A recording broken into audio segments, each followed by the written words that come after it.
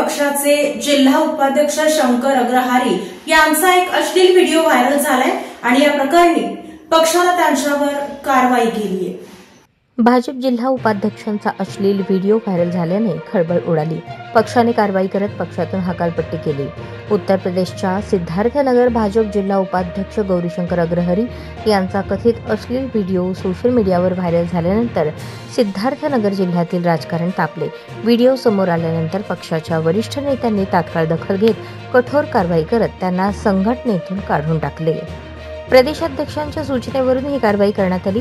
प्रदेश सरचिटणीस गोविंद नारायण शुक्ला यांनी लेखी आदेश जारी करून गौरीशंकर अग्रहरी यांची पक्षाच्या प्राथमिक सदस्यत्वातून हकालपट्टीची घोषणा केली।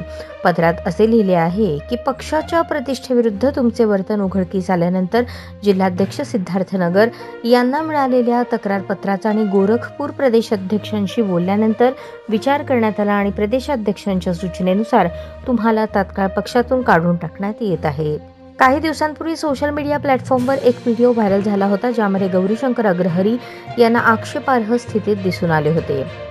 हा व्हिडिओ समोर येताच स्थानिक पातळीवर चर्चेचे वातावरण निर्माण झाले आणि पक्ष कार्यकर्त्यांमध्ये नाराजी दिसून आली। जिल्ह्यातील अनेक वरिष्ठ नेत्यांनी याबाबत राज्य नेतृत्वाला माहिती दिली। त्यानंतर कोणतीही चौकशी न करता त्यांना पक्षातून काढून टाकण्याचा निर्णय घेण्यात आला। पक्षाच्या नेत्याचे म्हणणे आहे की वैयक्तिक आयुष्यातही संघटनेची प्रतिमा मलिन करणारे कोणतेही वर्तन असू नये।